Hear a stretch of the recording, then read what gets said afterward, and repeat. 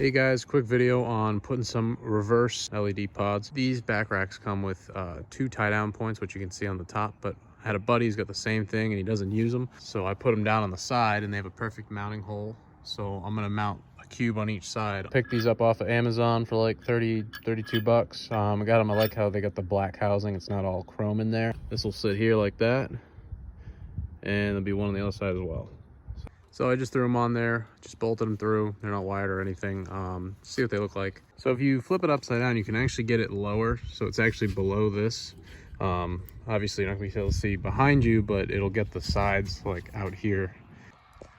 So that's pushed up halfway. I'm not really a fan of it upside down like this. So I'm gonna put it back like that one, and we're probably gonna have both of them at that halfway height. So I think that'll be their final resting place right there, about halfway up. So now we're gonna work on the wiring portion. Our wiring harness came in by Nilite. Got this on Amazon for like 16 bucks. That's how I'd recommend you get wiring harnesses. That they're super easy and they just come and they last too. I've never really had issues with. If you don't know how to use or wire these relays, it does come with a little diagram. So basically you have the relay right here, low voltage switch. So basically when you turn this on, it sends a signal to this to allow the power from your battery to get to your light. Basically just throw positive, negative on the battery. There's a fuse so that you don't have to worry about burning your vehicle down. And then it comes with two connections for lights. You can wire, I usually custom wire this depending on what I'm doing, but these just have 2 easy quick disconnect, which are nice to have. Especially if you're putting something on a headache rack. If you ever have to remove the rack, you can just disconnect the lights real quick and you're set to go. So we'll start with the relay itself. That's your relay right here. Coming off of that, one wire goes to your battery, which positive, negative with the fuse on it. Other wire is gonna go to your source, your lights. So here, so you'd run that probably under your vehicle. And then this wire is your switch, which you're probably gonna run through the firewall right under your steering column. And then that comes to this switch, which also has a little disconnect, which makes it easier to push it through the firewall. This should have 3 wires in it. Basically one, because these lights will either be red or green, depending if it's on or off. There's 1 wire to illuminate, and then there's your positive, negative. So you can easily get a 3-pin rocker switch to replace this if you'd rather one for a cleaner look. This tools you're gonna need is you're gonna need some wire strippers. You're gonna need some extra wire. I don't have enough. I gotta run to the store and get more. I use a heat gun for my connections with these. These are shrink wrap and soldering tubes. As you can see, I love these. So you just heat them up. The solder holds the 2 wires together. It shrink wraps. It has these melt and make a watertight seal. These are switch options, which I'm probably going to use. This is a little rocker switch, 3 pins. You basically just drill a hole. You just got to figure out the diameter, drill the hole, and just pop it right in. You can stick it under your dash somewhere or wherever is convenient in your vehicle. Just covered my fingers in fluid film. That's great. This is from my lights that are behind here. You can see them. I have one on each side of the grill. This is how I have the relay mounted. You got the positive sneaking in here and goes to the battery cover. So you can see the positives on there. Same with the negative, does the exact same thing. Then they run into there. Well, obviously the feed goes under here and behind the grill and stuff to get to the lights. This one the one for this will run underneath the truck along the frame to the back. And then your switch will go in through you'd see right there is the penetration. You can see the little black wire going in there. That's the switch. Come around to the driver's. I just have the switch right now, just flopping here because I was waiting to do these rear lights and do this video. And then I'm gonna end up probably putting the 2 switches like here and here or somewhere around here. You can also put them up on top of here or on this side. It's up to your preference of how you want to do it. I've seen people even do it like over here or something. So I don't know, we'll mess around with something. But so we shot over to the local Home Depot, picked up these that we'll use to plug into the back of these. They're the shrink wrap types, they're good. And then we got just some more wire, matching wire, which I'm pretty sure these are all 14 gauge. But yeah, we're gonna put this in, see how it works out lengthwise, add wire if we need it and where we need it at the end of it, and should be all set.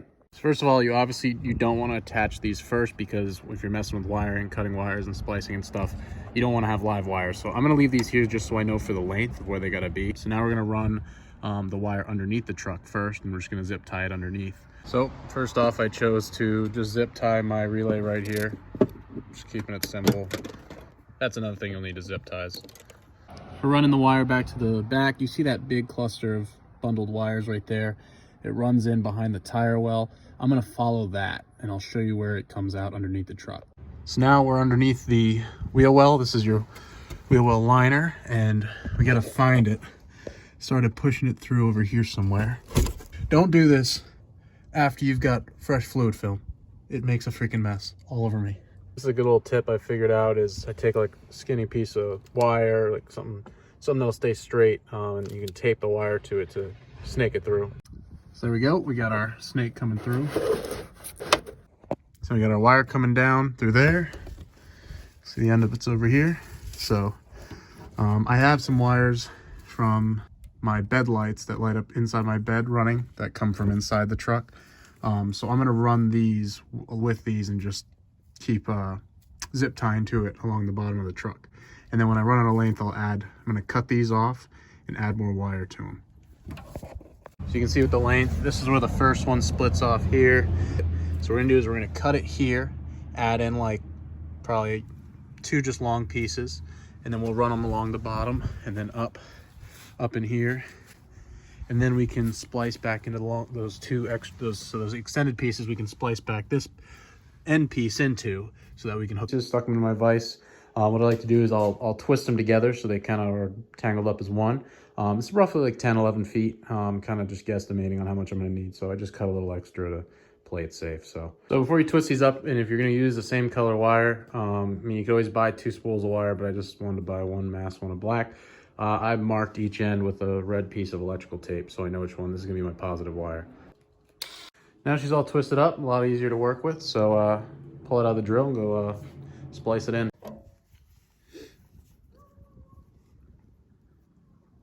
Cut these 2. I'm gonna take this, peel back this black loom a little bit, and then we're gonna splice it into our new wire. As you can see right here, got my red, that's gonna go to the red wire, black to the black. Just gonna cut it just very shallow.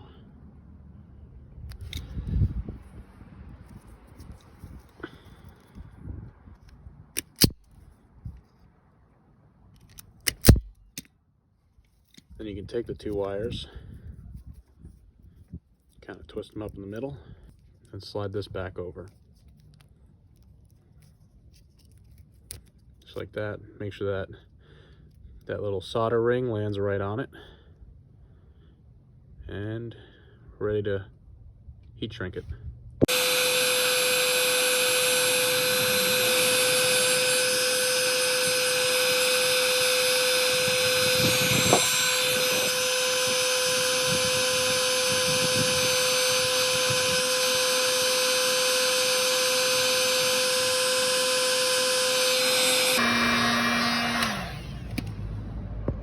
So there you go. Now I'm going to tape them up and stuff to protect them, and we're ready to run these to the back of the truck.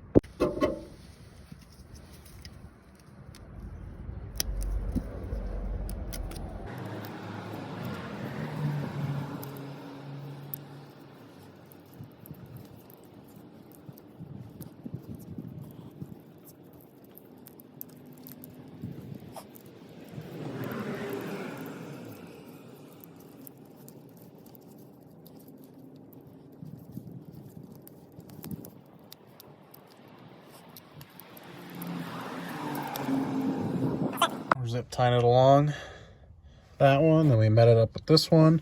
We're going to continue down, following those up there, all the way down to the back of the truck, and then up between the cab and the bed. So we got our wire coming up behind the cab and the bed. Now we have the part that we cut off of the harness, so we're going to have to attach these here, and then we'll get this is the male end, so the female end will then be soldered to the lights themselves, and we'll mount the lights up.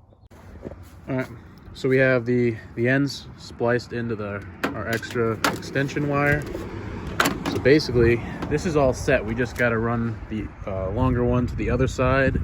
We're going to take these, plug them in, bolt them to the mounts. Set up, we will attach the battery, and I just tested them. They do work, so they're right.